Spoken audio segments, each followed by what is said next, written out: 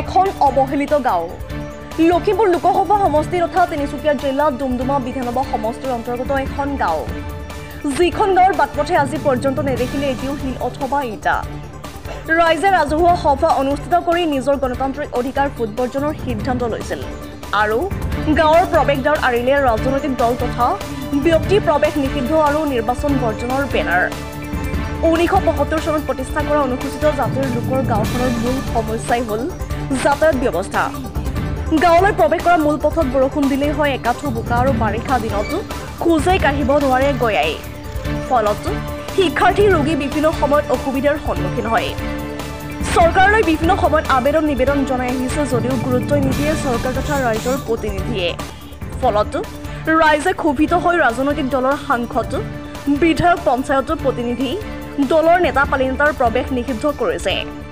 গাঁৱলৈ প্ৰৱেশ কৰি ভোট বিচাৰি আহিলে পৰিণতি বিষম হ'ব বুলি সংবাদ মাধ্যমৰ আগত সদৰি কৰিছে ৰাইজৰ এটাই কথা আমাক ৰাস্তা লাগে মুঠৰ ওপৰত ৰাস্তা পকা কৰক তাৰ পিছত আমাৰ ওচৰলৈ আহক ভোট বিচাৰিবলৈ অন্যথা পহুখেদন খাবলৈ প্ৰস্তুত থাকক ডুমডুমাৰ পৰা সমীৰণ বৰাৰ ৰিপৰ্ট ইছা 24x7 আমাৰ এই বিশেষকৈ আমাৰ ৰাস্তাটো লাগে ৰাস্তাটো যেতিয়ালৈকে নাহে আমি তেতিয়ালৈকে ভোট বৰ্জন কৰিছোঁ আমাৰ গাঁৱৰ সকলোৱে আমাক ৰাস্তাটো লাগিব আৰু লাগেই কাৰণ আমাৰ স্কুলীয়া ছাত্ৰ ছাত্ৰীসকলৰ বহুত কষ্ট হয় অহা যোৱা বিশেষকৈ বেমাৰী যিসকল বেমাৰী এতিয়া বয়োজ্যেষ্ঠসকলেও অহা যোৱা কৰিব নোৱাৰে ল'ৰা ছোৱালীয়ে চাইকেল লৈ বা খোজকাঢ়িও অহা যোৱা কৰিব নোৱাৰে আমি কোলা দাঙি লৈ যাব লাগে সকলোৱে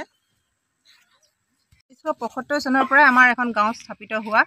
কিন্তু আজিলৈকে আমাৰ গাঁৱৰ এটা ৰাস্তাও পকী নহ'ল সেইকাৰণে আমাৰ গাঁৱৰ সকলো মানুহে একগোট হৈ এই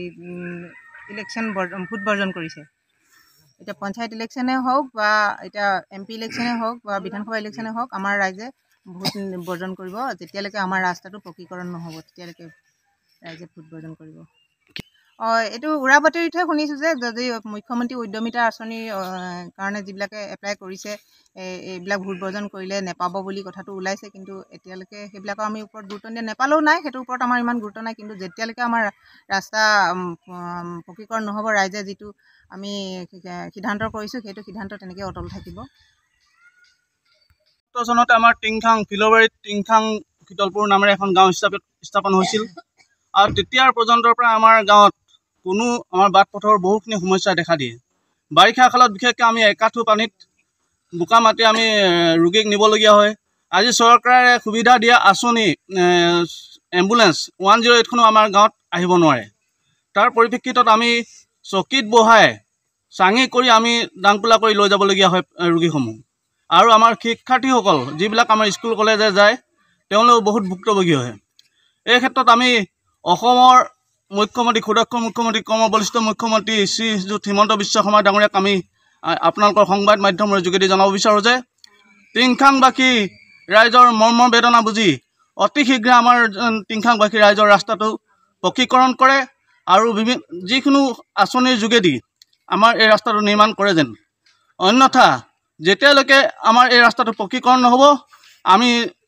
আমি ভোট বৰ্জনৰ কথাত অটল থাকিম ধন্যবাদ ডুমডুমা বিধানসভা সমষ্টি গাভভেটি গাঁও পঞ্চায়তৰ অন্তৰ্গত টিংখাং শীতলপুৰ গাঁওখন স্থাপন হৈছিল কিন্তু 1975 চনত গাঁও স্থাপনৰ পাছৰ পৰা আজি পৰ্যন্ত আমাৰ এই গাঁওখনৰ এটাও পথ পকীকৰণৰ ব্যৱস্থা নকৰিলে বৰ্তমানৰ চৰকাৰ তথা আগন্তুক চৰকাৰসমূহে গতিকে আমি শেষত উপায়ন্ত হৈ আমি বাৰে বাৰে আবেদন নিবেদন কৰিছিলোঁ চৰকাৰৰ বিভাগীয় কৰ্তৃপক্ষ হওক বা স্থানীয় MLA হওক তেওঁলোককো আমি কংগ্ৰেছ চৰকাৰে হওক বা BJP চৰকাৰে হওক তেওঁলোকক আমি বিভিন্ন সময়ত আবেদন নিবেদন কৰিছিলোঁ কিন্তু তেওঁলোকে আমাৰ এই পথ মেৰামতিৰ ক্ষেত্ৰত কোনো ধৰণৰ পদক্ষেপ গ্ৰহণ নকৰিলে এই পথ মেৰামতি নকৰাৰ বাবে আমাৰ শিক্ষাই হওক যাতায়াতে হওক ৰোগীৰ ক্ষেত্ৰতে হওক নানান অসুবিধা হ'বলগীয়া হৈছে বিভিন্ন সময়ত গতিকে আমি এইবাৰৰ আমি এখন ৰাজহুৱা সভা আহ্বান কৰিছোঁ আৰু যোৱা 18/2/2024 তাৰিখৰ পৰা কাৰ্যকৰী হোৱাকৈ আমাৰ এই গাঁওখনৰ ৰাইজে আগন্তুক লোকসভা নিৰ্বাচনে হওক বিধানসভা নিৰ্বাচনে হওক পঞ্চায়ত নিৰ্বাচনে হওক সকলো নিৰ্বাচন আমি বৰ্জন কৰিম আমি ভোট বৰ্জন কৰিম আৰু আমি নিৰ্বাচনৰ দিনাখনেই আমাৰ গাঁৱৰ ৰাইজে আমি একত্ৰিত হৈ আমি অৱস্থানসমূহৰ কাৰ্যসূচী ৰূপায়ণ কৰিম আৰু যেতিয়ালৈকে আমাৰ পথ পকীকৰণৰ ক্ষেত্ৰত চৰকাৰে পদক্ষেপ গ্ৰহণ নকৰে তেতিয়ালৈকে আমাৰ এই ধাৰা অব্যাহত থাকিব আমাৰ এই প্ৰতিবাদ অব্যাহত থাকিব আৰু আমাৰ এই প্ৰতিবাদৰ সময়ছোৱাত আমাৰ গাঁওখনত কোনো ধৰণৰ বিধায়ক বা ৰাজনৈতিক দলৰ প্ৰৱেশ সম্পূৰ্ণৰূপে আমি নিষিদ্ধ কৰিছোঁ আৰু আমি আগন্তুক সময়ত প্ৰতিটো নিৰ্বাচনৰ ভোট আমাৰ গাঁৱৰ ৰাইজে আমি বৰ্জন কৰিম বুলি আমি যোৱা 18/2/2024 তাৰিখৰ পৰা কাৰ্যকৰী হোৱাকৈ আমি প্ৰস্তাৱ গ্ৰহণ কৰিছোঁ আৰু এই প্ৰস্তাৱসমূহ আমি চৰকাৰী কৰ্তৃপক্ষক আমি প্ৰেৰণ কৰাৰ ব্যৱস্থা কৰিছোঁ।